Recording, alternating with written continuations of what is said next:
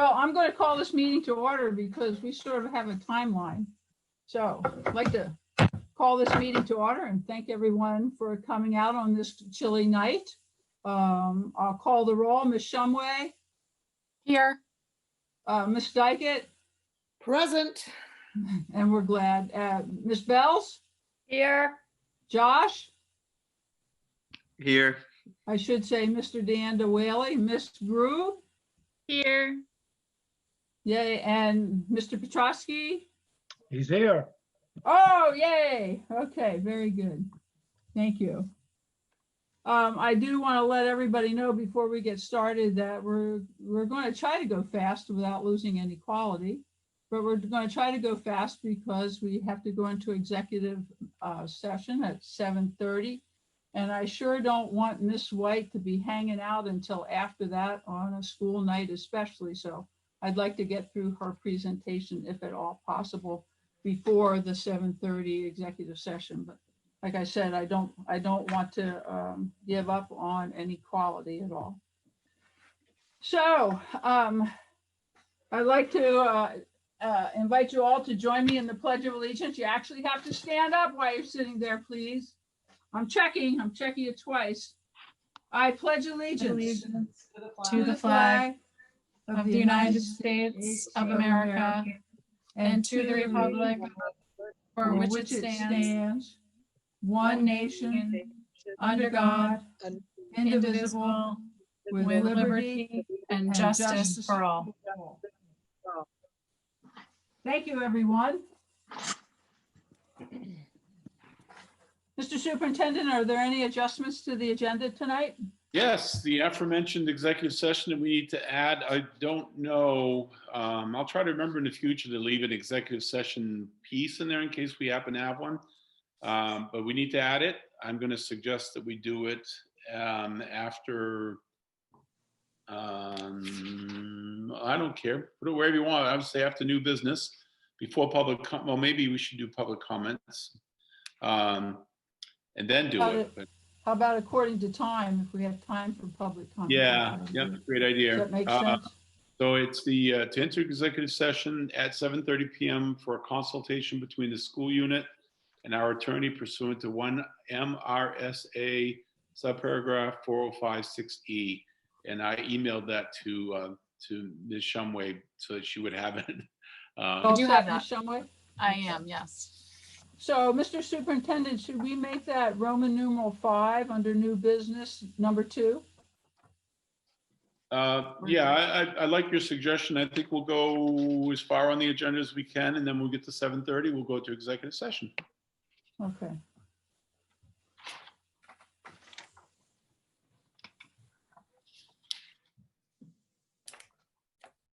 I'll entertain a motion to approve the minutes of November 4th, 2020, please. So moved. Second. It's been moved and seconded to approve those minutes. Is there any discussion? Seeing none, all in favor, I'll call the roll. Ms. Shumway, Yes. Mr. Petrosky, Yes. Ms. Dykett, Yes. Ms. Bells, Yes. and I'm a yay as well. Motion passes 5-0. Personnel, none. And Mr. Superintendent, it's all yours. Thank you. I apologize up front. The information that you received in your last packet was actually accurate at the time. I wasn't certain of that, and I didn't have a chance to double check on it, so I asked to postpone it. But you do have an enrollment data in your packet, and you can see that as of October, we were at 807, so up slightly from September, but still down from last June by 46.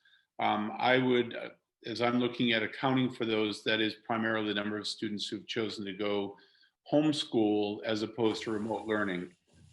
So when I look at my numbers, if all those homeschools people came back to school when COVID is over, we will actually be above the 153 that we ended up last year, but probably not to the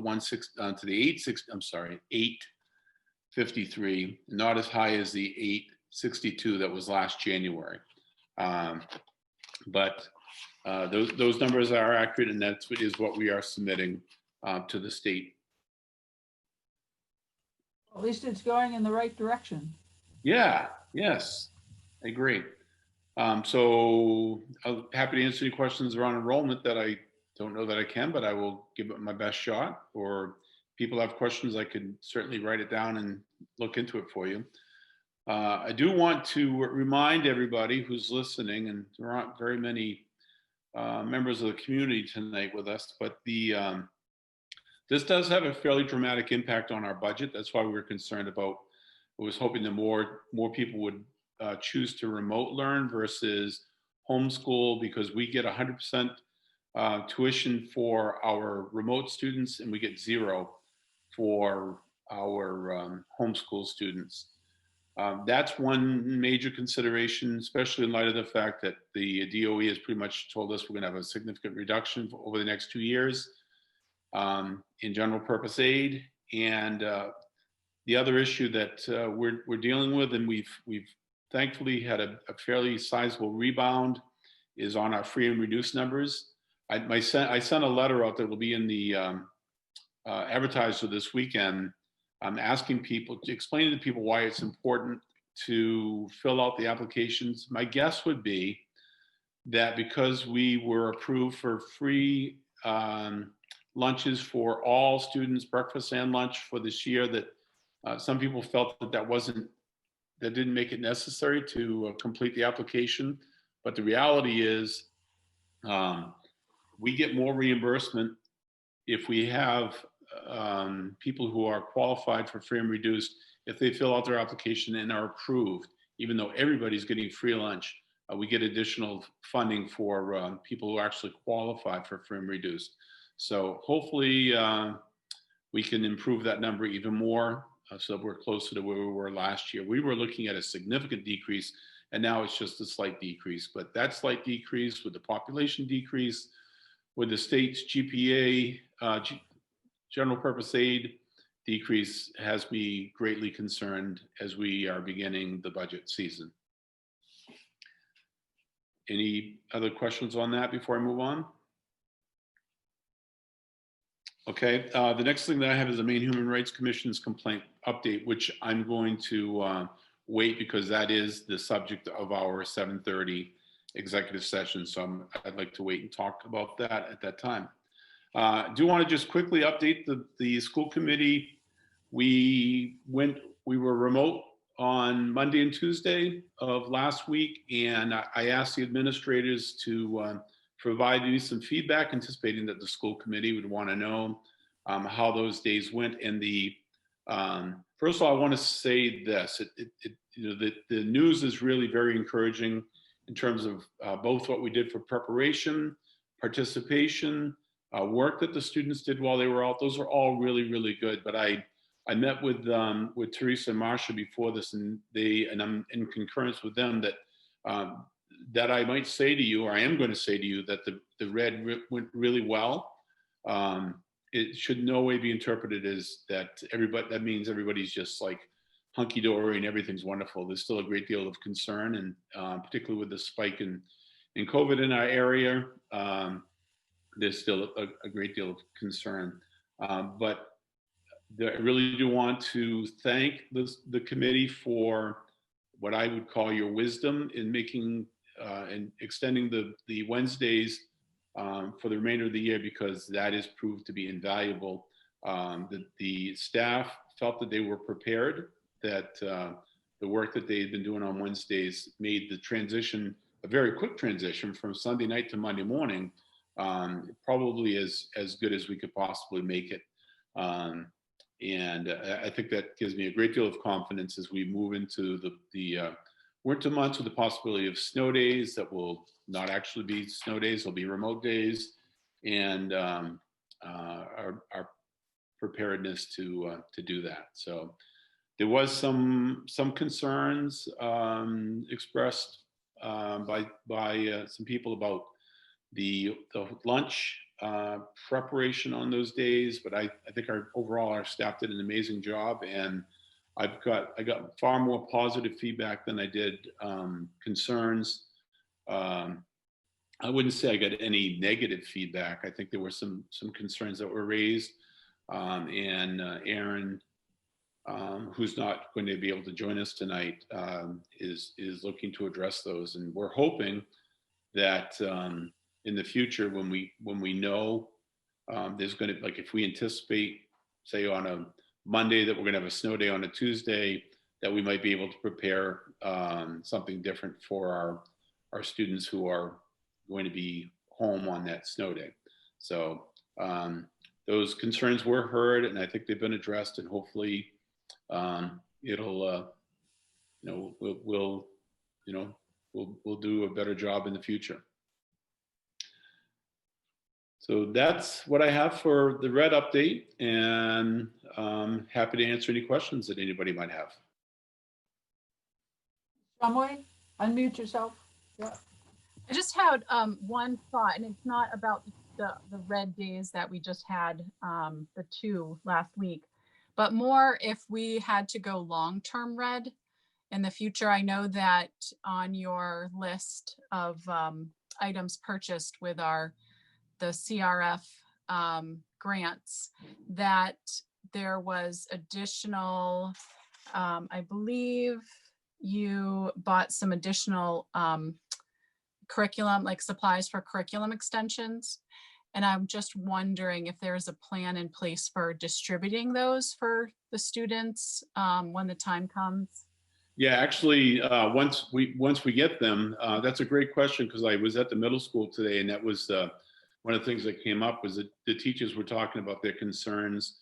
One of the teachers polled their students about what were challenges at their homes on Monday and Tuesday, and a lot of it had to do with those types of supplies that they're ordering. And once they come in, they will be distributed to the students on an as-needed basis, so they will be as prepared as we possibly can make them. And that could be as simple as, one of the things they said today, that could be as simple as pens and pencils, paper, things like that they don't have, and we want to make sure that they have everything they can possibly get. Strike it. Thank you. Did you notice, and you may not have this information right off, but after we went red for a few days, we had a huge flip of kids going in remote and kids coming back, or kids leaving. Was there any big changes in numbers from students transitioning to remote permanently, or for a longer period of time, or have you? Yeah, actually, we did. I met with Megan as part of my regular meeting with her, and she's sort of in charge of those things. And we had 8 students, and she gave me the breakdown. If she wants to come on, she can tell you what the breakdown is. But we had 8 students between our K through 12, pre-K 12, well, K-12, who did flip to remote. Some of them were for the reason you just described, and others were for different reasons, but they weren't all necessarily because we went red. But 8's a big number for us, I think. It's huge, and it's a big impact. You're lucky you've got those remote teachers, but that's going to be obviously an added thing for them to pick up, and that communication with possibly their classroom teacher and all that. So again, I'm thankful that we're able to give those Wednesdays for some of that stuff to happen too. Yeah. It's a big transition. So thank you for asking that question, Jana, because it reminded me something that I try to do this expeditiously, but I don't want to hurry this. I did send out the guidance from the Department of Education, because I sent it to the school committee members about, if the county goes yellow, are we required to go to a hybrid model? And they said no. And honestly, I don't believe that that would be in the best interest. I think what we're doing right now is good. It's not perfect for the community. It's not perfect for the staff. But I think if we went to a 2-1-2 model, that means our kids would, instead of being in school 80% of the time, would be in school 40% of the time. And as you pointed out, Jana, in our conversation, that would really put an additional burden on the staff.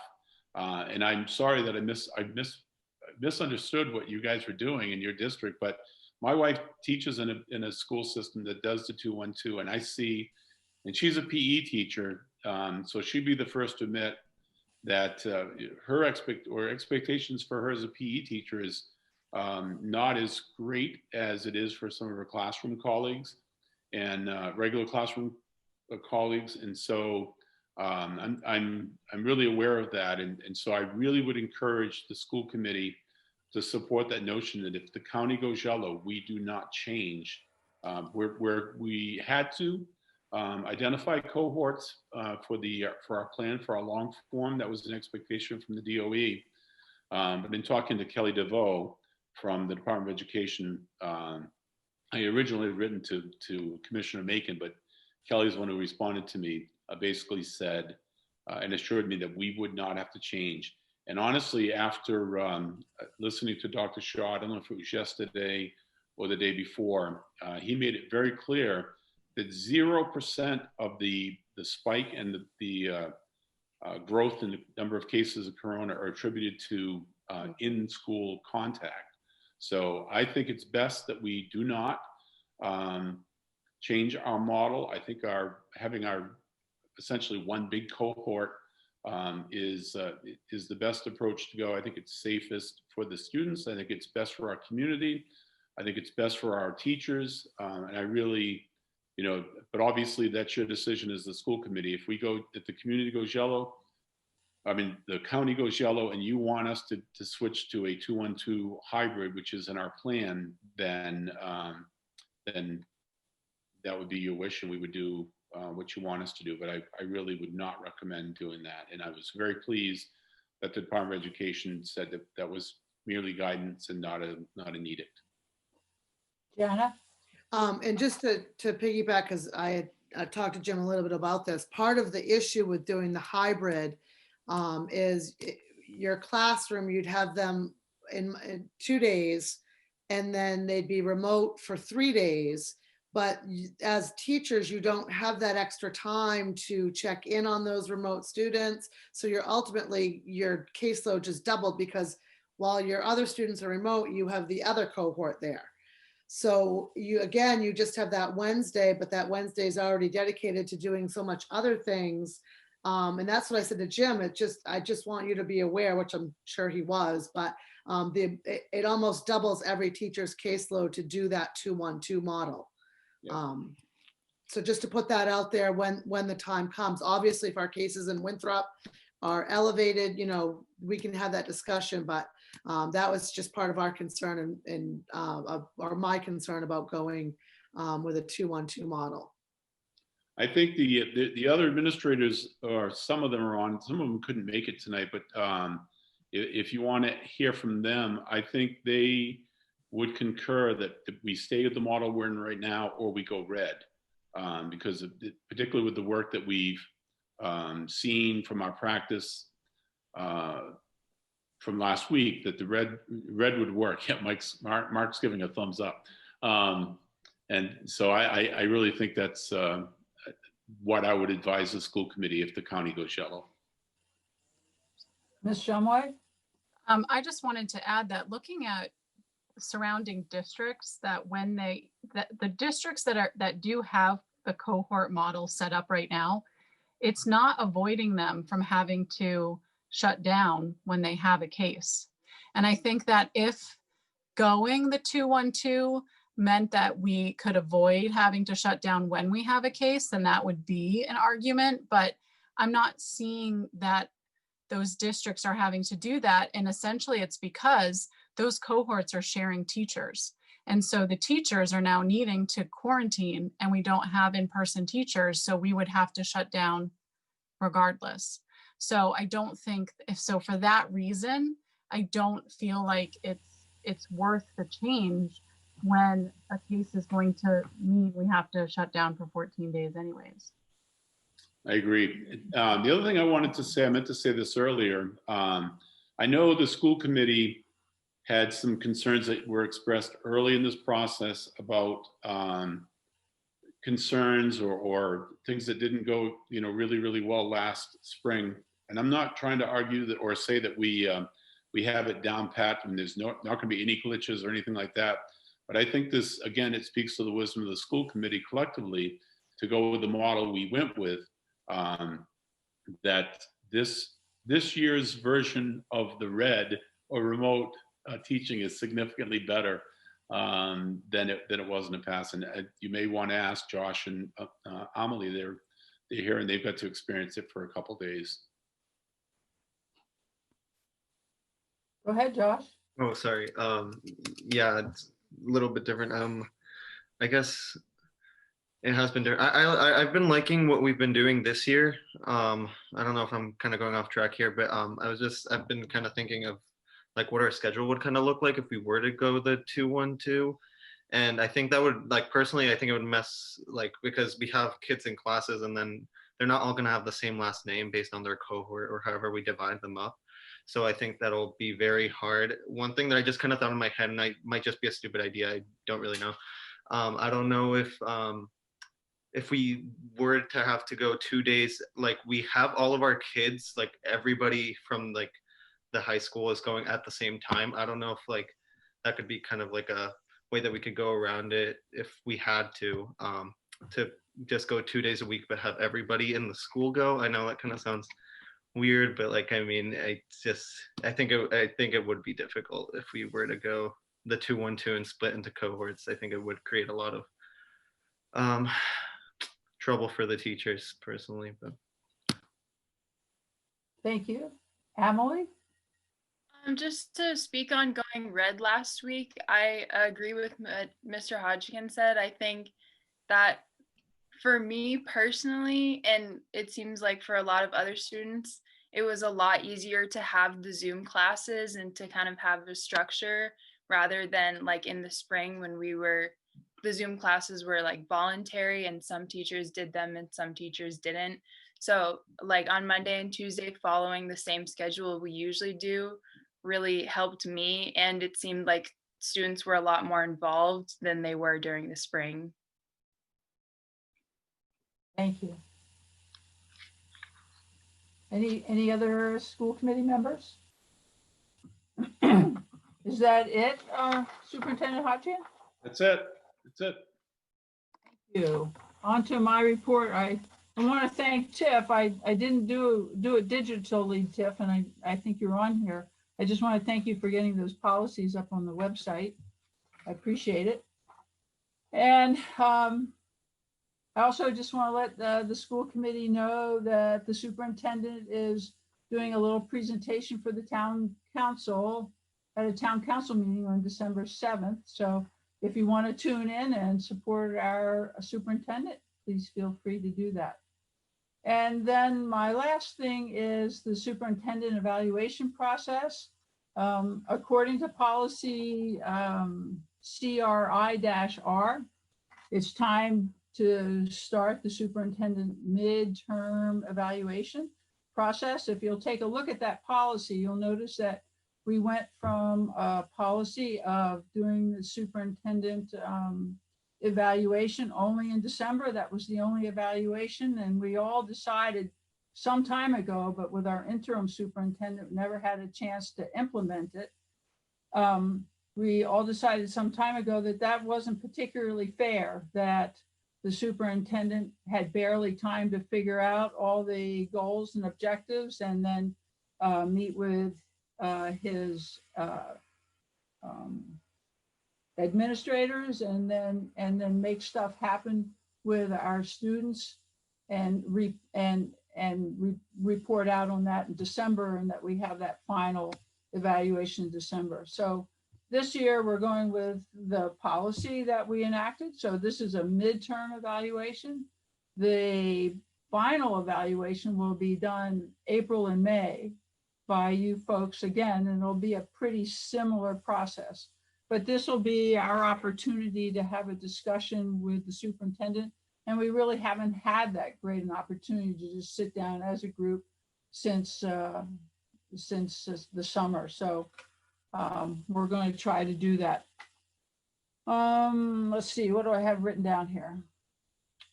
So the actual evaluation process now starts in July with the creation of the superintendent's goals, which we all did. So the evaluation will be 3 parts, and you'll get a packet of information shortly. The evaluation will be, the superintendent will provide in a narrative form a review of the progress that he thinks he's made on all of the goals that we suggested. And I just want to say overall, please realize that he's had a pandemic to deal with all of this year. And 2, the school committee will find out will fill out a superintendent evaluation. It's really, it's there aren't too many differences between the rubric kinds of evaluations, at least the headers. And it'll be covering the 6 standard areas that superintendents are evaluated upon. I would like you to submit just the last page of that rubric evaluation to me by a specific date that I'll have in the letter that will be in the whole packet that will come out to you. In that evaluation will be opportunity to make comments. I've met with Superintendent Hodgkin about the whole process. He's very open to the process. He's, but I will say that all evaluations should have commendations as well as recommendations. And I would like all the commendations and recommendations to be anchored in actual example or examples, please. And then I have to take everything that we talk about and try to summarize it and hand that in to be put into the superintendent's file. I'm just checking my notes to make sure I've said everything I was hoping to. So the whole evaluation will be done on that last meeting in December before Christmas. Most all of that meeting will be executive session with the superintendent present and sometimes with the superintendent not present. There won't be any final decisions particularly coming out of that, other than the reason why superintendent evaluations used to be totally all done in December was because the DOE sends out a form to the school board that says essentially, do you intend to rehire your superintendent? And that has to be signed. But we've extended it. So this is a midterm evaluation. Are there any questions? There's a letter that explains that better. I tried to go through it a little faster. I hope I didn't compromise quality. We okay with that, everybody? Okay, thank you. Our 2 students, okay, thanks for the thumbs up. Our 2 students will not be participating in that procedure or process. Okay, so what time do we have? 6:30. 6:29. Yep. So with no further ado then, oh no, I have to do this other, no, good. So with no further ado, Miss White, you're on. Seems like we see you every single time. I'm not sure that that's fair. Hope you're doing okay. I am doing okay. Thank you, Chairperson Geyer, for asking. My presentation this evening's not that long. It's just some information we wanted to make sure to share with you folks as we're thinking about kind of our formal summative assessments for the district and really at the state level. So at the end of October, the DOE released some information about upcoming assessment changes for this coming spring. They started out discussing the feedback that they had received from districts since the beginning of the school year. And it's a lot of the same stuff that we've had discussions about here, kind of focusing around the need for schools to understand the impact that not being, officially in session this spring had on student learning, and really the importance of collecting real-time data as we're in school right now, to inform teacher practice as they identify and address gaps in student learning. And I know we've talked about that a little bit in our school committee meetings, but that's also, across the state right now. And so the DOE has heard that feedback. So they initially attempted to utilize some CRF COVID relief funds like we did to provide a statewide assessment that could kind of meet these ongoing needs of our teachers to be assessing and reassessing where our kiddos are at. However, their funds, just like our funds, have those same stipulations, and they were hoping to provide a system that was going to be more ongoing with multiple test administrations.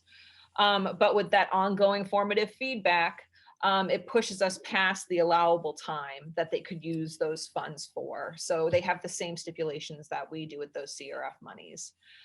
So this means that they're going to actually be using their current assessment budget to help support efforts of schools as they start looking at assessment in an ongoing process.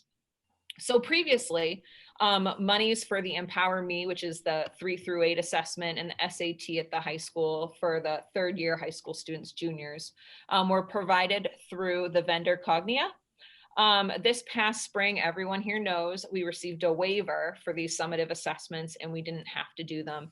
And the DOE stated in this release that they feel that if they were to do those same assessments this upcoming spring, it would still not be giving complete information on the performance of our students because we're still being ongoingly impacted by the pandemic. And so is that a true representation of what our students know in their actual performance? The DOE says it wouldn't be a fair assessment this spring. So essentially, the DOE is not going to renew their contract with Cognia and are looking into designing a state assessment system that's going to be based on formative interim assessments this year to provide that immediate data that can be used by our teachers.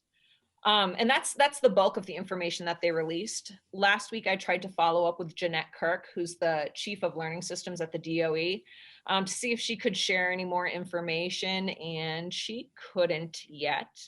It's also been a point of discussion in recent WMEC meetings. And so the WMEC is the Western Maine Educational Collaborative. It's a professional group that we're members of and that I really appreciate being a part of as I'm kind of, feeling out this role and kind of developing different areas of expertise professionally. But there's some talk about that, but nothing is actually certain yet about what those assessments this year will be. So from the state, there's a little bit of local chatter, but nothing that's really been pinned down. So for now, we know that the summative assessments this spring will look different and that they are not going to be what they were in the past as far as the state requirements, and that the DOE is looking at developing some interim assessments that are going to help inform our progress throughout the year. And even more exciting, in my opinion, is at the end, they kind of threw in there that they're going to be looking for districts to participate in the redesigning of statewide assessment and how that kind of is going to fit into our federal accountability.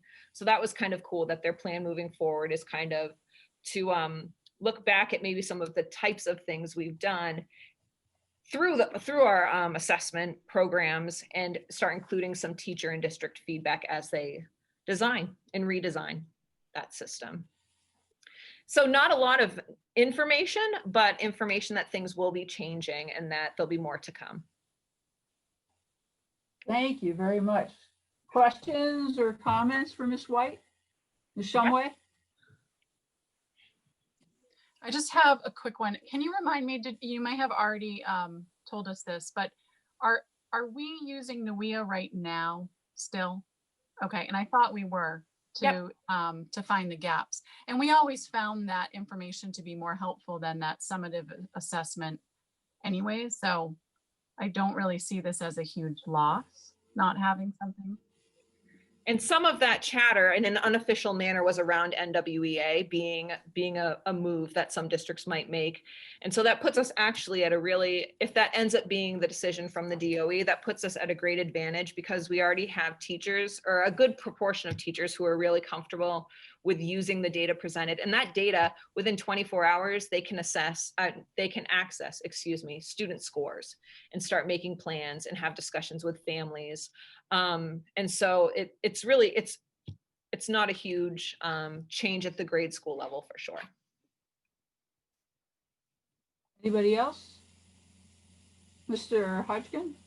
Yeah, Megan, I hate to put you on the spot. I told you I wouldn't do this, but I'm going to anyway. Part of the discussion at the committee level was about what teachers are doing in their classrooms right now to sort of get a sense of not what students missed last spring. I'm not sure that's possible to assess that, but what they're doing in their classrooms to sort of get a sense of where students are at so they can begin their instructional practices moving forward. Can you talk a little bit about that? So I think that varies from building to building. And we talked a little bit about some of that assessment piece for filling those gaps. I know at the grade school, they've started kind of doing their ongoing reading logs, not reading logs.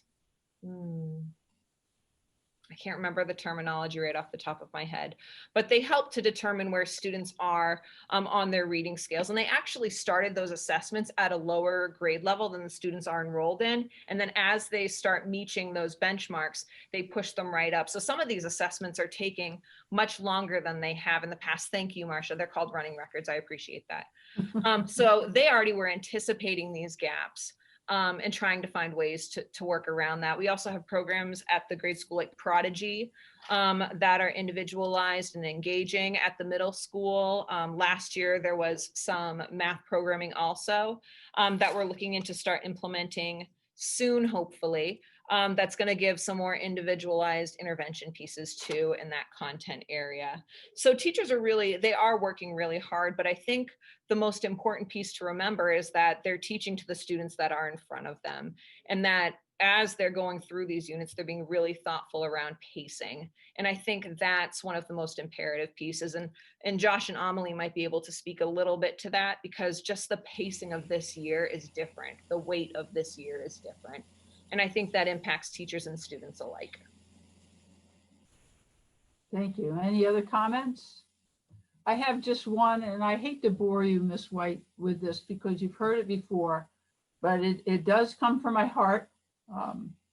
So over the last about 3 years, a couple of our scores that as a school system, we've been able to brag about being above state averages have come down. And indeed, now we have 1 or 2 that are below state average. And then you couple that with our COVID response last spring. And then again, with what's going on this year with teachers working as hard as they can. My heart says I don't want 2 things to ever happen.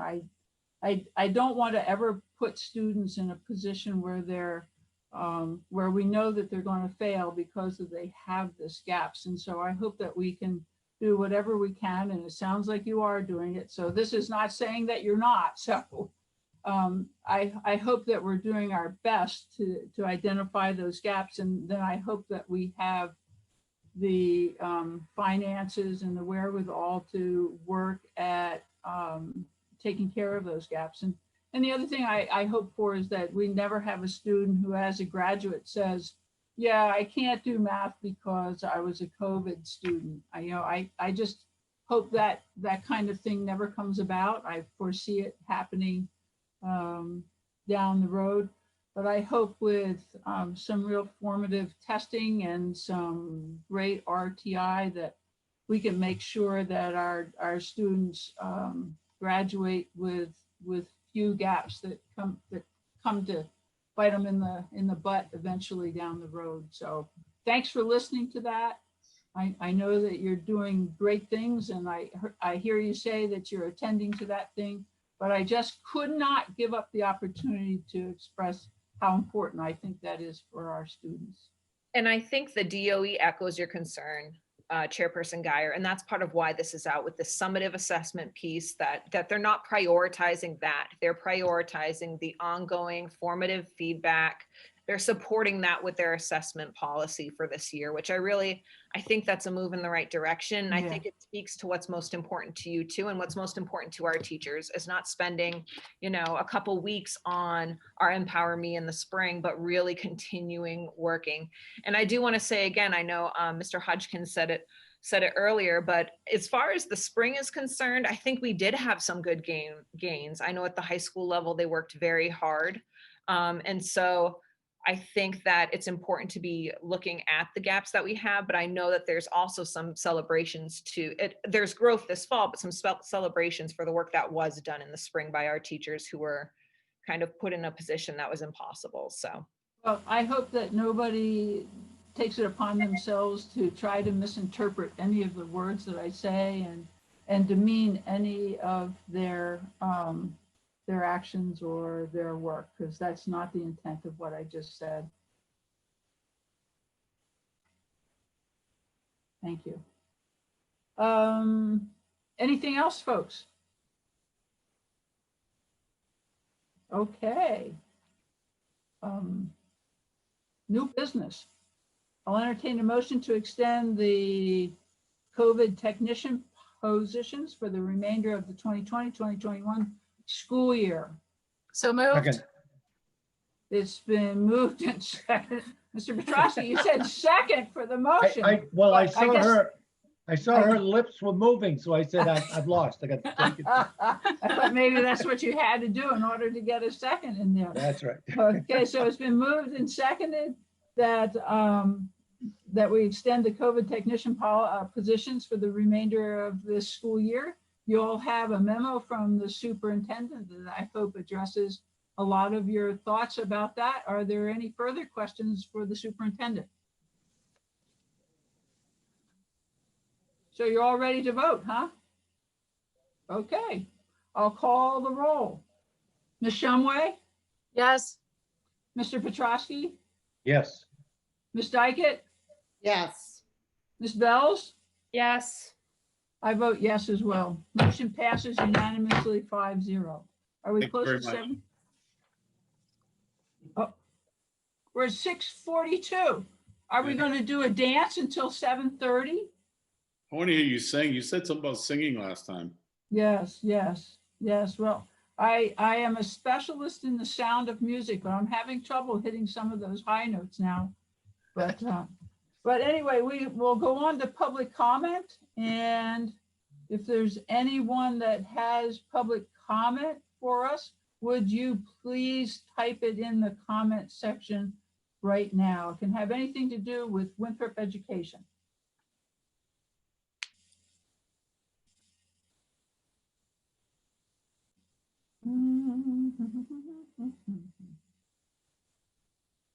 The hills are alive with the sound of music. Hold on. Where's mute? Oh, you're so nasty. You're so mean. I was enjoying that. So, Jana, I'm sure you can do better, right? No, absolutely not. That's why I'm not going to. I We love could to do- sing. I just cannot hold a tune, but I so I love do to it in sing. my car when no one else is around. Yeah, I love to sing, and I decided I don't care if it agitates other people. So my theme song is "Sing It Loud, Sing It Clear." So I used to do that up and down the halls of the high school early in the morning before school started. I'm not exactly sure why, but you know what? Teachers would come out of the rooms and actually join me as I walked by. So That's was awesome. good. Yeah. I love it. That's awesome. I think it's a nice way to start the day. A little different. I see no comments. And so we're on hold here. Well, no, we'll go through and do school committee comments. Yep. You can talk for a long time tonight, people. That's not something I usually encourage. But our lawyer's meeting with us at 7:30. So, Ms. Shumway, would you like to go first? You're Sure. top of the list today. Yeah, I just want to wish everybody a happy Thanksgiving and hope that that our teachers, staff, students, administrators, that you take the time for yourselves over the short break because it's well deserved. And I hope everyone is safe in their celebrations so that we can continue operating our school in person. I think that the hurdle of going through the first semester, that we accomplished it, and I am just thrilled. I know that we had a little bump with the 2 days last week, but it was very encouraging to know that what we've been doing is working and that we were able to go back to school last week, Thursday, and operate for the most part normally. I'm just really thrilled that we're at where we are, because this summer when we were talking about this, I think we were just all hoping that we would get through a month, nonetheless, the first quarter. So I'd like to continue on So that's all that I have for tonight. Thank you. Thank you. Mr. Petrosky? Yes, in case you can't see my attire tonight, I wore this because Mr. MacArthur had to wear it yesterday at the town meeting that was held at the high school. And I know, I can't remember, Sue, maybe you were on that. Were you on that yesterday? No? I Who was. on it? You was, Jenna was on it.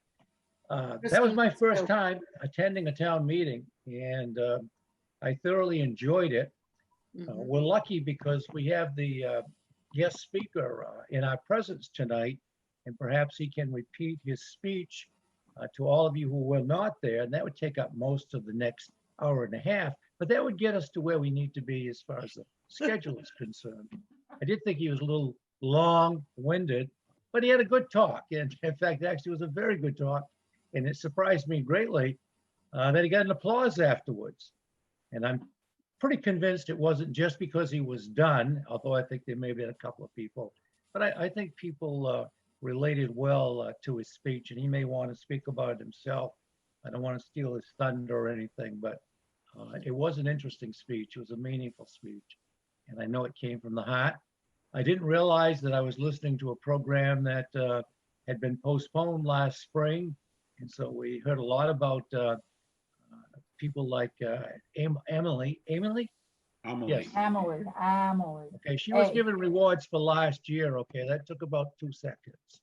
And then Joshua, of course, he got most of the awards and kept appearing up there in various forms. But actually, all the students were great. I was quite impressed with the list of awards, achievements that have been made by our students. And it wasn't just a couple of students, it was dozens of students. So that's basically what I'd like to say, that was very interesting. I hope I get invited again, Mr. Principal Campbell and Ms. Shore, who were the two people involved with it, putting it all together, along with, I think Josh was involved there too. But it's a good program, worked out well. I think the students, even though I understand they were spaced, did get a chance to sit in the Performing Arts Center, and that was a little bit of a difference too. So good job by all, and thank you very much for inviting me in to watch that. Thank you. Ms. Dykett?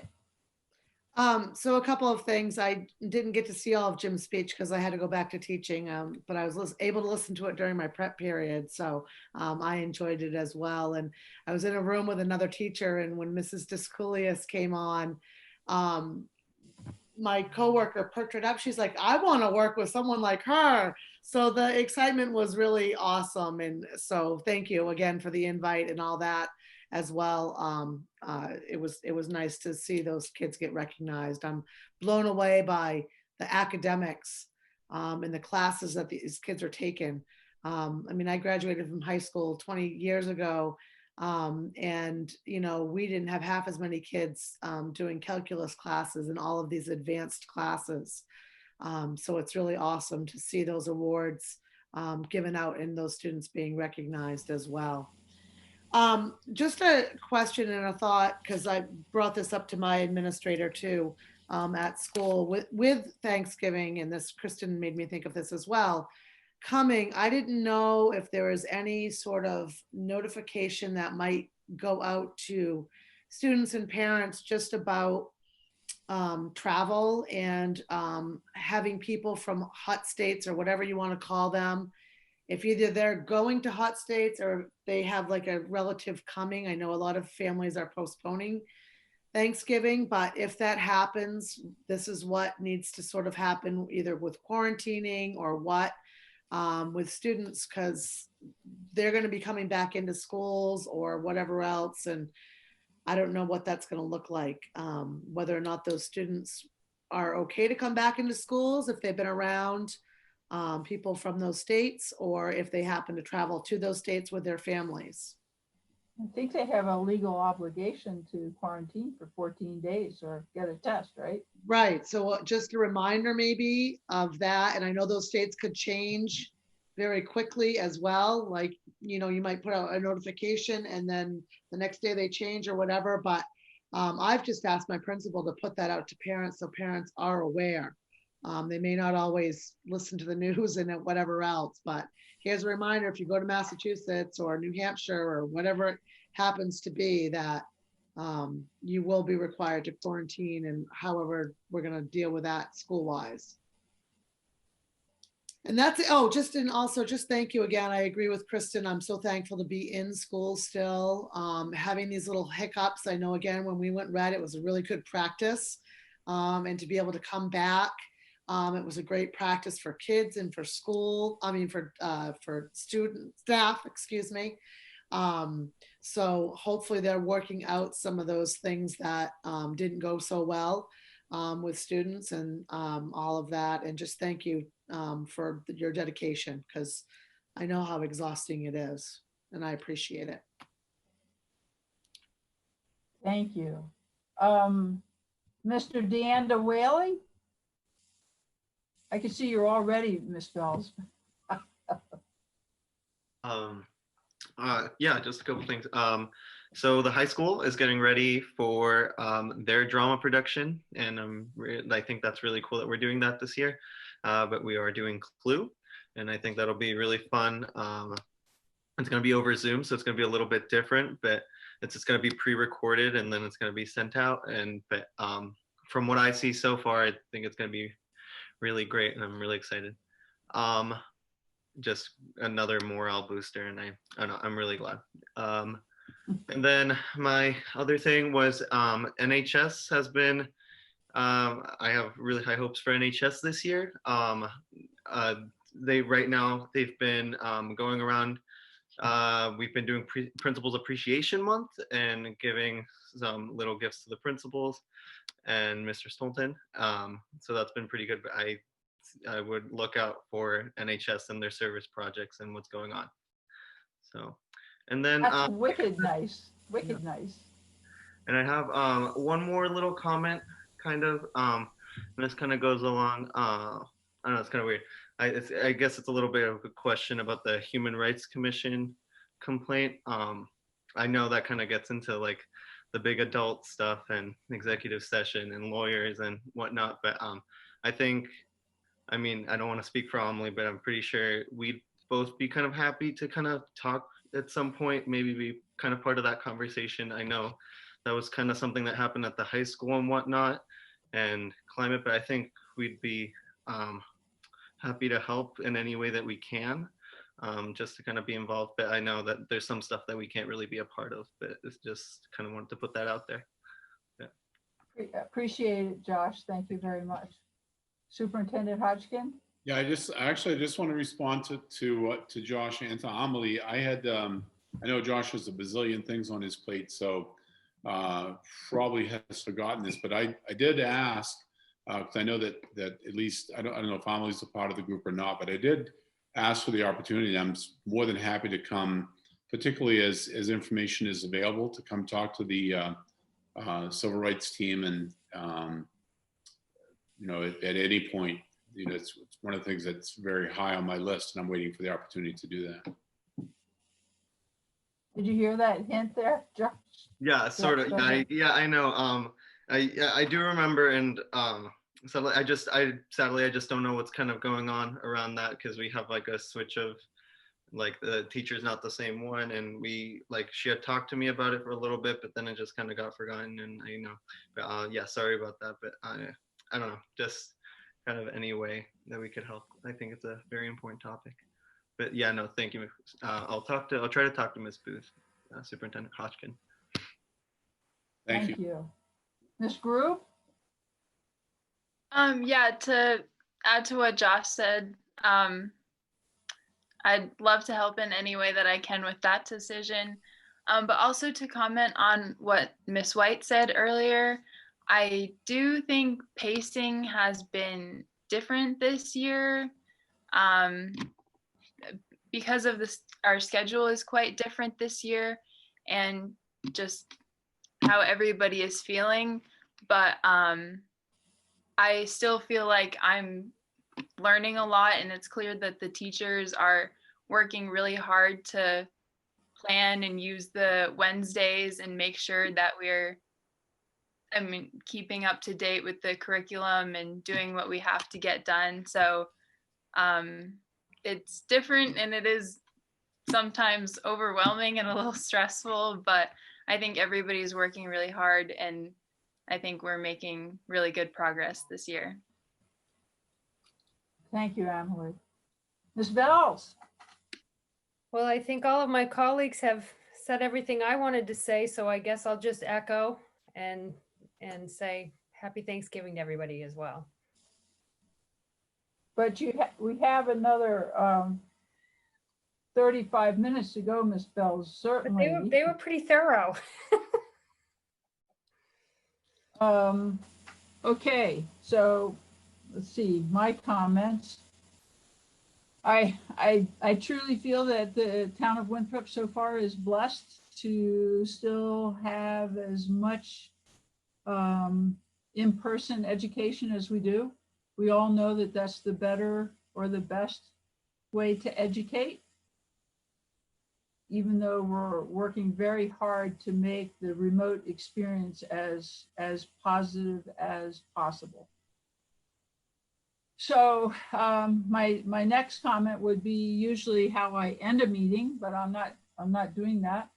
But my next comment is the same kind of comment I've ended every meeting with since last July or so, and that's it doesn't matter what you think about COVID, whether you believe in it or whether you believe a hoax along that whole continuum, it doesn't matter. What matters is that we do and are able to keep our students in-person education. And so while many of us wake up rebellious, and yes, I used to, thank heavens, age has made that a little less, has made me a little less rebellious. But there's no room at this time, at the COVID time, for rebelliousness, and there's only room for cooperation. And cooperation to me means please, please, please follow all of the CDC recommendations to the best of your abilities so that we can stay in person. So thank you very much. And Superintendent Hodgkin, do you have any suggestions what we can do for the next 30 minutes? Because I think that I'm out of suggestions. Yeah, I think am I muted? Can you hear me? Yeah, Oh, okay. yes, I can hear you. Good. I was going to suggest, I was looking through the packet and I gave you guys an updated COVID relief fund list and kind of the status of each. So if we want to take a few minutes to go through that, that would be, we could kill some time with that. I also wanted to say, I was going to say this when Josh, and Josh, I sent you a private message. Oh, you did, you got it. Thank you. But I do want to say when Ms. Dyke had brought up about Ms. DeSulius, I'm not getting good with the names yet, but I was talking to her husband and mentioned to him, we were talking about the clue and the production, how that was going, all that type of stuff, and mentioned that one of my most enjoyable times was when I was the principal at Marana Cook at the middle school. The high school principal and I joined the cast for the spring production of A Funny Thing Happened on the Way to the Forum. It was so much fun. It was, it was just great to have that connection and interaction with the students. So he went back and told his wife that I had said that, and I had that on my resume. And so she said, she wrote me an email and invited me to possibly be a part of this production of Clue, which I was pretty honored by until she told me that she needed me to be a dead person. So I think that probably fits within my skill set. So I told her I would do whatever she needed me to do. So I would love to, yeah, I'd love to be a part of that. So anyway, for whatever that's worth. So if you look at, I'm just going to go down through these pretty quickly. Please stop me if you have any specific questions, but let's just kind of do it in order. That might take up a little bit of time and provide you with some information that I would, this whole process has been so rapid, and I would like to have done it more deliberately and involved everybody in more of it, but it just was, it just wasn't possible. And I did get some information and tried to include as much as I could. So anyway, the first set of lists is lines 1 through 17 is the what we refer to as CRF1 funds. That was the original amount, and it's you'll notice the amounts are not, they don't jive at the bottom. They do on the spreadsheet, but they don't on this one. I can't really explain that right now. I just know these numbers are accurate. So the first thing is the 4 additional bus runs from September to December. That was an additional cost, $57,328. That's ongoing because obviously we pay that on a monthly basis. That is not going to be reduced by a reduction in our, we're going to reduce the number of extra bus runs from January to June. That won't be reflected here because we have a contract that says we have to give them a 60-day notice, and the 60-day notice would take it to the end of December. So we have worked that out with Northeast Charters, but there's no savings here, and it's not taxpayer money. Not that I like wasting anybody's money, but that's it's not a waste of money. It's just what the contract was. So that status is it's ongoing. Same thing is true for the next 2, driver barrier and daily bus cleaning. That was the price that we had agreed to for ongoing driver barrier. It's not ongoing, but driver barrier. That should actually say complete, because that was they built their cocoons. I don't know what the right word is. They built their shelter around the bus drivers, and so that's not ongoing. That should say complete. Daily bus cleaning obviously goes on. That was the additional cost of that. That is ongoing. Devices for remote. That is complete. We bought additional devices, mostly laptops for the teachers to have a second device so they can have one at school, one at home.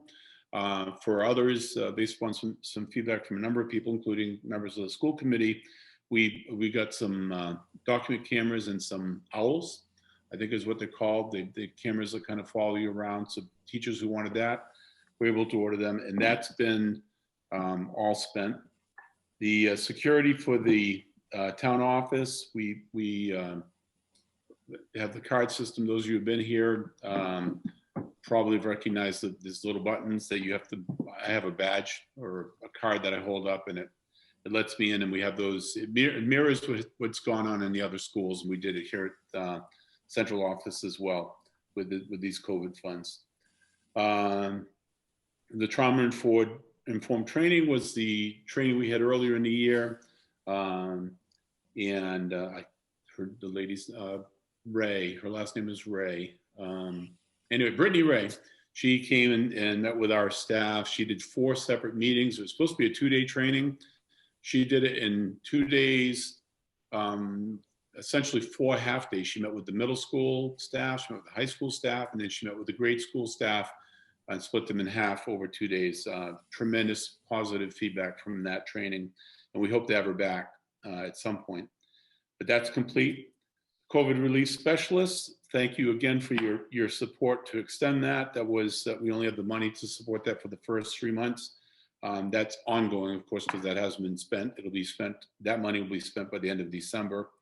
Same thing is true for the remote learning teachers. That money will be spent by the end of December. The water bottle filling stations, I realized after I submitted this grant that those were actually purchased. Dr. Brown had purchased those last spring. So that's why that's 0. And then the next line is the PPE purchases, of which we have a significant amount of that left. I want to say we probably spent just over 40,000 or just under 40,000 of that 80. So I've been putting out feelers to telling people that if there are other PPE things that we need for our school, or if we can be creative about just, determining what is the PPE cost, maybe we can figure out ways to spend that. I'm not crazy about giving any money back that they give us. So we're looking. I ask 2 questions, please. Certainly. Is there any difficulty getting PPE anymore at the school level. No. All the, it's all caught up. Our production, manufacturing has all caught up with the country's needs. So we're good with that then? Yes, we are, but we're going to undoubtedly we'll purchase more because we won't have this money in the second semester. We kind of felt that we have, but it's not like it goes bad. So we certainly can buy hand cleaner, and we can buy other things. I'm not sure we need any more masks, but we may purchase some more masks. We have a lot of masks at this point. And your second question? Back up to the van, to the transportation, the 4 additional buses. I know you were going to try to work in a deal with the van for next semester. Has that had an opportunity to go anywhere yet? Van for next semester? You mean the lunch van? The van, yeah. That's yeah, that's actually in the CRF2 funds. That's Okay. coming up. Okay. Thank you. Okay. Anybody else? Okay. The bus monitor, we were looking for 11 bus monitors. We got 0 applications. I'm sorry, that's not true. I think we had 2 applications. So talked to the bus company. They said that would be fine. As it turns out, our students are doing a great job of staying masked, and because we have limited number of students on our buses, which is why we could do 2 less, that ended up not being a problem. So extra cleaning is in here for, we have contracts with FMS, so we have 4 additional hours every day in every building, so all 3 buildings that FMS comes in during the day and assists with cleaning, particularly the high touch areas in cafeteria, bathrooms, doorknobs, those types of things. They're there, and so we get that extra cleaning every single day, and we'll have that through the end of the month, and then we'll see where we go from there. Fans, air conditions, it's primarily at the grade school, and most of the air conditioners are out now. I'm looking out the window like I can actually see anything out in the dark, but those have all been purchased and installed, so that is also complete. We purchased, this was, in my mind, was a step backwards, but a necessary step. We purchased a whole bunch of desks at all the levels because we took out the tables from the cafeteria and put the student desks in the cafeterias. That's where the students are eating. We don't have the tables. And so for me, in a time in education where we're looking to have fewer and fewer desks and more like tables and chairs and those types of things, we couldn't do that in the cafeterias. So we had purchased a bunch of desks, and so that's all purchased. Signage, not a lot of money there, but that was for, if you walk down our schools, which I know you guys don't get much of a chance to do that, but they have the signs on the floor telling them what direction to go in. There are signs at the entranceways that the principals have all purchased with information about, COVID related information. That's all been purchased and is on display. Art, PE, music supplies. This was before there's more in CRF2, but particularly the CEs. Still can't remember what that stands. Curriculum extension, whatever. Okay, those people really recognized early on that they would need additional supplies, so they wouldn't spend a lot of time and energy having to clean and sanitize a lot of their equipment. So we spent that money on art, PE, and music supplies, and a few other supplies snuck their way in there as well to spend that money. And of course, the last thing on there is Director of Teaching. We used a portion of that money to offset our outstanding Director of Teaching and Learning's salary. And just in case anybody was wondering, she makes significantly more than that. That's just this portion. So so that's CRF1 funds. Any other questions on CRF1 funds? Yes, Ms. Shulman. I just have a quick question. I know that for a while we were waiting on a lot of the technology to be delivered. Has that all arrived? All arrived. Yep. It's Excellent. all here. Yeah. Great. Thank you. Thank you. Yeah. The CARES Act funds are the next. There's only 3 things there, and that's actually going to change. Mr. Ladd is actually the person who's been who submitted that for us, and now I just noticed that the first part is cut off. But what it meant to say was 4 additional bus runs from January to June. That was the additional cost of the bus runs from January to June. That number is going to be reduced because beginning in January, we'll only be paying for 2 additional bus runs. So, but what I wanted to tell you, first of all, is that's the money, that $159,600 was the first money that came to the schools. And that's one that has the greatest amount of flexibility and the greatest timeline. We have up to 2 years to spend this money. So we are, this is our present plan, but like I said, 2 out of the 3 things are going to change. We'll have a reduction in the number of bus runs for that first line. 86,000 will be reduced. And then the daily bus cleaning also, because that's for 4 buses, that will be reduced as well. And then we have some ideas about how we may possibly spend that money. One of them might be to continue our contract with FMS to continue cleaning, but we haven't made that decision yet. And then the third thing on here is additional.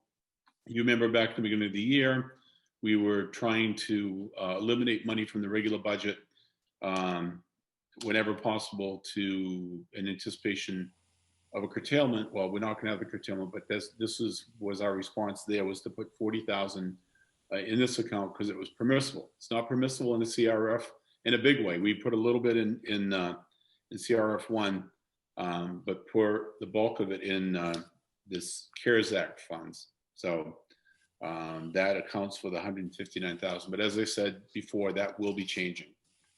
Any questions on the CARES Act? Okay. I'd much prefer to do this than, I'd much love to sing. I would not want to be entertaining you with song and dance right now. Well, especially not dance. You would not want to see that. So CRF 2 funds, that was the additional 690,000, and we had virtually no time to turn this around and submit it. I gotta figure out what happened to my lines, but that's all right. So the first thing on here is the O2 Prime that I talked to the school committee about earlier. It just simply was not something we could afford in the first round of CRF funds. And so we put, when this money came available, it was, the original quote to us was 290,000. I called Siemens and said, we really are interested. It's a product we really, really want, but I can't allocate almost half of my money to this one product. Is there any way you can reduce the cost? And they said, well, how much do you think you can put in? I said, 240,000. And they, lo and behold, they decided they could do it for 240,000. So that's why that's in there. That's a big number, but it's also a big savings. The Beyond Guardian air purifiers are the same exact devices that were donated. Remember, we had 5 donated to the school system, 3 were at the grade school, 1 at the middle school, and 1 at the high school. And that same person essentially gave us an incredible deal. They're about $1,000 a piece, and he gave us, I don't remember what the price is. I actually could figure it out, but we bought 30 of them for the grade school, for the rooms that don't have univents, for the some of the rooms downstairs, and for the gym. We purchased 30 of them at a significantly lower price. I want to say we got 2/3 off the cost of those. So we got a great deal there. So those are purchased. Those are, I think they're either in place. I know they're here. I know they're on site. O2 Prime is going to be in place before the end of the school year. One of the first things I did before the DOE convinced the feds to relax their expectations a little tiny bit, and I probably should have said that up front. Part of the issue with some of these things was not only did we have to pay for everything by the end of December, it also had to be on site, had to be delivered by that point. Well, as you can imagine, it fits very nicely into Ms. Shumway's question. With all the schools in the state getting this money, virtually everybody purchased technology.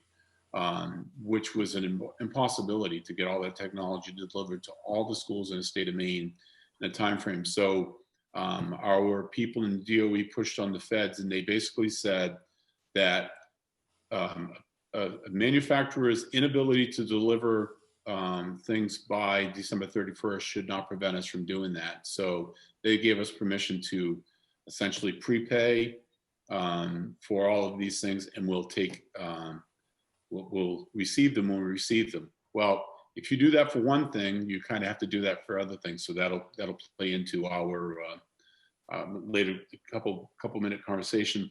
But the important thing is that I asked Siemens when I was negotiating the price if they could have it done by December 30th, because that was the deadline that I was working with at the time, and they said they would, and they will have it done before December 30th. So it'll be in as soon as possible. But it is a product that a lot of schools in the state are purchasing for the same reason we're purchasing it. Technology upgrade, that's God, I can't even. Mr. Delia and I met yesterday. He had a long laundry list of infrastructure purchases that we needed.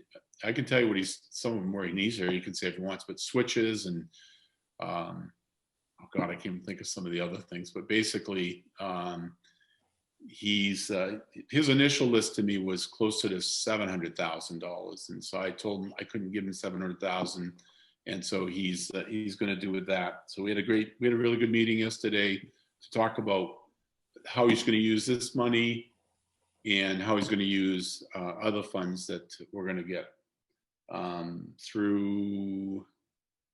I've drawn a blank. E-rate, through E-rate money. So he'd be happy to answer any questions, right, Mike? Food service is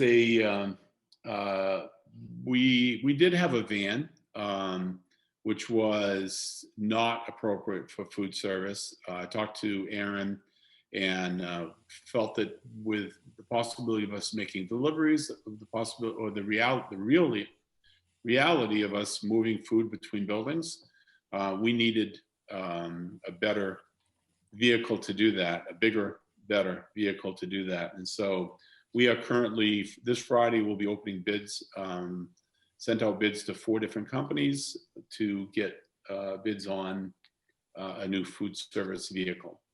Related to that is food service equipment. If you get a van, I mean, if you get a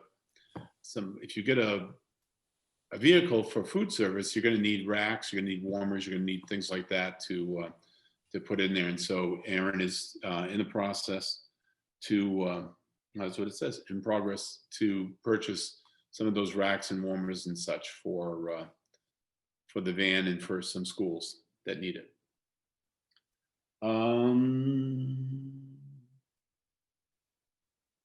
I can't remember. I can't see. I can't read that thing. Oh, a tractor. Yeah. So the tractor was something. It was an idea that came up from meeting with the Kennebec Valley superintendents. One of the things that we realized is, in order for our univents to work properly, we need to be able to keep the perimeter of the school open. So we spec'd out a tractor and a plow. A bucket attachment and a snowblower attachment, so that we can keep the perimeter of particularly the grade school clear, so that our univents will work properly and our O2 devices will work properly. That is currently out to bid. We sent out bid packets to 4 vendors, and those again will be in this Friday, and we'll open and award that bid to whoever wins that bid. Gator yard cut, I probably should update that. That was I think I may have shared that initially we're looking at some of the additional equipment and things that needed to be taken out to athletic fields and such, looking to upgrade that because of the extra things that need to be carried for COVID. And when I first was doing research on what type of thing, talking to people, Gator was the thing we looked at. So that's what got put into the list, because I didn't know what else to put in there. We ended up purchasing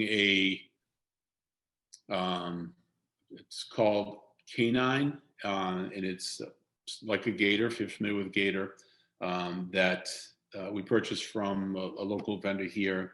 And that is ordered, that is paid for, and that should be delivered any day, is what we understand. In the interim, it will be used officially for supporting our phys ed classes, or any other of our classes that need to take things outside and set them up outside. But obviously, as it gets colder, that's probably not going to be used for that. So, questions thus far? Okay. Money for remote supplies. So, as we started having conversations, some of the things that came up earlier, this is just more money for the same. And actually, it began with a conversation with the school committee. I think it was Jana was talking about teachers pay teachers. Well, it started the whole conversation around what was that, and what are the things that we need. And then when the expectations of deliverables was relaxed, we started realizing that we could purchase things like IXL and things for the students, for the teachers to have, and that just opened up the opportunity for us to look at providing our staff with more things that they would specifically use during red. So we are in the process right now. That does say in process. Yep, in progress of collecting that information and ordering those supplies from all three schools who were allotted in a chunk of that money based upon student population. And so they're in the process now of working with the staff to get that. Jana? So I don't know if you decided to go with a teacher pay teacher accounts, but we had to put together some snow packets for our kids, and it literally was as easy for me. I mean, I did spend about an hour researching sort of a standalone packet, but I was literally able to print it off, everything I need, differentiated, off teacher pay teachers, and now all I have to do is photocopy it. So it's a great resource, and I still would highly recommend spending some money on that for the staff. So I'm going to do this to Megan again, but Megan did most of the legwork around whether we were going to do a site license or individual teachers. And so can you talk a little bit about that, Megan? Yep, I spoke with a rep at Teachers Pay Teachers to see if we should be getting a district license or individual licenses. And so when you purchase a district subscription, it's not really a license, you're given X amount of, we can call it credits. And each assignment is worth a credit. And what you're doing is you're purchasing access to that material. Unlike when it's purchased by individual teachers, you actually own that material and can go back to it year after year. Being that CRF funds allow us to have it does allow us to have some subscriptions, but they can only be for 1 year. That means teachers would only be able to have access to those materials for 1 year. There was some pros. They had a natural interface with Google Classroom, but all of the materials that students edited, it only lived on the Teachers Pay Teachers website. It doesn't actually live the completed assignments in a place where that students can access it after that year.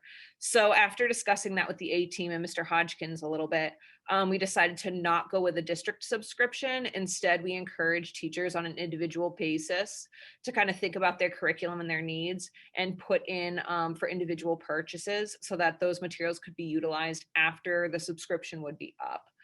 We wanted to make sure that it was supporting in an ongoing way, and we didn't lose access to materials that maybe would become something that they would use annually. Awesome. Thank you. So I'm looking, Chairperson Guy, and paying attention to my clock here. We got 7 minutes before the attorney's here. We're almost on the list, so I'll try to zip through it quickly. Technology tools, there are some other things that came up, and honestly, Megan was sort of directing a lot of this as people got their devices and you looked at what other people were doing. What we wanted to leave some more opportunities for other devices to be purchased. One of the things that, well, actually, go ahead, Megan. So for this line, this $20,000 for technology tools, I put out a survey to the entire district, and I worked closely with Mike Delisle and Chris Cray, so that as we were supplementing teachers' technology needs, we weren't inventing new ways to do things. So there were actually a lot more requests for document cameras at the high school and middle school level. Once someone kind of got a taste of using one or two or seeing how they could use it, or had a conversation about it, they were kind of amped on that. So we ended up purchasing 16 more document cameras, which was probably the most common purchase. But we've got the same materials that are being utilized across the building, so that it's kind of district-wide technologies that can be serviced in a more efficient way too. So we're just trying to be really thoughtful with those purchases. At the high school level, we're looking at a couple teacher tablets. Just some technology pieces that as teachers have now gone red, or they were really kind of thinking about their remote instruction, what do they need? And some are very individualized. We have a teacher who wants a Apple Pencil because they already have an iPad so that they can annotate. And then there are other teachers who anticipated things that were a little different. So we have them inventoried and consistent across the buildings. So lots of hard work is going into that for sure. But we're hoping to meet teachers with what they need specifically across the district. And the last thing that's on here is actually a suggestion. I think it came from Mrs. Shumway, that the live streaming equipment, and again, we had to sort of modify it because the DOE wasn't going to approve us just being able to live stream like sporting events. So we had to change the wording to get approval to say like, and it would be used for this anyway. Like if we were the play, for instance, if that was going on and we wanted to live stream that, or if there was a music program, we wanted to live stream that, or an art show, anything that was related to in-school curriculum. So we don't know. Ms. Shaw is on here, and I'm not going to, it's 7:26, so I'm not going to make her come on and talk a bit more, but she's doing some of that research for me on, it's not a lot of equipment, a lot of money, but hopefully we can begin working down that road of live streaming things that are happening here at the school. But I do, one last thing I want to make sure I get in here. What was different about the CRF2 funds was, well, first of all, an acknowledgement from the state, from the DOE, that not all schools, this is so foreign for me to believe this, were not spending their money. So there were a lot of schools that either didn't apply for some or just didn't use their money. So they asked us, if there are monies left over, how much more would you want?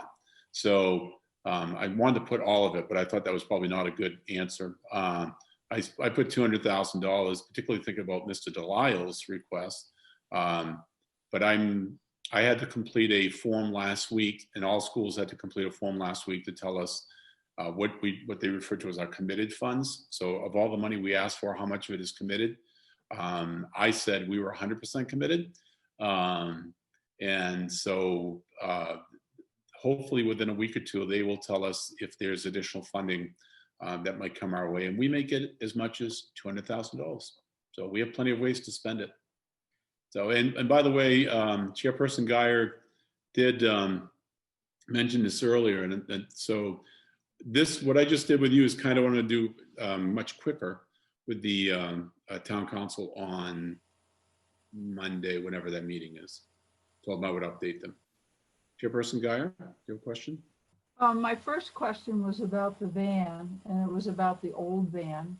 And I didn't hear anything more about that. You were going to try to work a deal with Northeast, accept ownership of the old van, and you were going to try to get an estimate of about what it was worth. Have you been able to go forward with that? Yeah, I actually did. I worked with Chief Brooks, who is, you probably are all aware, runs a repair place or whatever. He concurred that there was no value to the van. The cost would be more than we would want to pay on a van that we don't really have any use for. I then, following the policy, offered it to the town. And then the town said, thanks, but no thanks. And then we did do our agreement with Northeast Charter that they would assume ownership of it and take care of it. So we no longer have it. Thank you. Did you have another question? I think I did. Yes. What has our lawyer arrived? That's not my question. I don't. That's what I was looking for. I don't see her. So I just was wondering, what are we doing? How are the CATSI students from the high school handling CATSI, or how's CATSI handling their education? I meet tomorrow I meet every Thursday with the Kennebec Valley superintendents, and that's one of the questions I have for Nick Gannon is the director there. And I don't know. I mean, worst case scenario is they just lose those days. I don't know if they're set up for any sort of remote learning during the time that they're not in school. I really don't know that answer right now, but that's what I'm hoping to find out tomorrow. I'd be more than happy to share that answer with the school committee once I know. So we have students that were perhaps signed up for CATSI last spring, and they're not doing anything this fall. Oh, no, I'm sorry. I misunderstood your question. Coney Augusta's not having school the week after Thanksgiving. And so I was asked earlier, which prompted the question, what's happening with our CATSI students? And I don't know if Mr. Campbell has any insight into that or not, but I did not know, so I was going to ask tomorrow. But we've had students going to CATSI all year. Okay. Am I still in? Did I hit the question yet? I answered the question yet. But you're getting closer. Yeah, I just wondered how they were being provided their education. Okay. Because I'd asked questions about all other sectors of the population and Yep. that I could think of. Mr. Campbell is there if you want him to add anything. So the students are going over daily for their in-person instruction.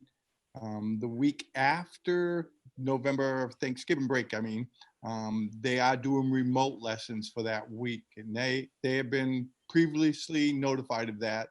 I received the letter probably 2 weeks ago, and I believe it went home to all the parents of the students from Winthrop that attend CATSI. So that's all going well, huh? Thank you. Thank you. So I'm concerned, Chairperson Geyer, that our attorney was the reason she had to come at 7:30 was she was in another executive session with another school board. Yep. So I don't see her in here, and I checked my phone. I don't have any messages from her. I thought it was going to be pretty tight because it sounded like, from what she said, that she was scheduling herself every half hour at the school system. And that's pretty tight. That doesn't give much room for many questions. Yeah. So I don't know that I have any other filler at this time. Yeah. Well, we can go into recess until such time as she appears. Sure, and I'll try to. I can try to call her as well, because she's in another executive session. She's probably not going to answer. Right. But I'll see what I can find out. So, folks, I don't want to keep any of you. We're, our next thing is going to be executive session, and that we can't admit the public to executive session. So I don't think there's going to be too much of any substance remaining for the public. Can I just move us into executive session until our lawyer is available? I don't see why not. Go ahead. Okay, sure. I move to enter into executive session for a consultation between the school unit and our attorney pursuant to 1 MRSA 405-6E. Second. It's been moved and second. Is there any discussion? Seeing none, I'll call the roll. Ms. Schuman. Jeez, I did it again. Ms. Shumway, do forgive me. That's okay. Yes. Mr. Petrosky, Definitely, yes. Ms. Dykett, Yes. Ms. Bells?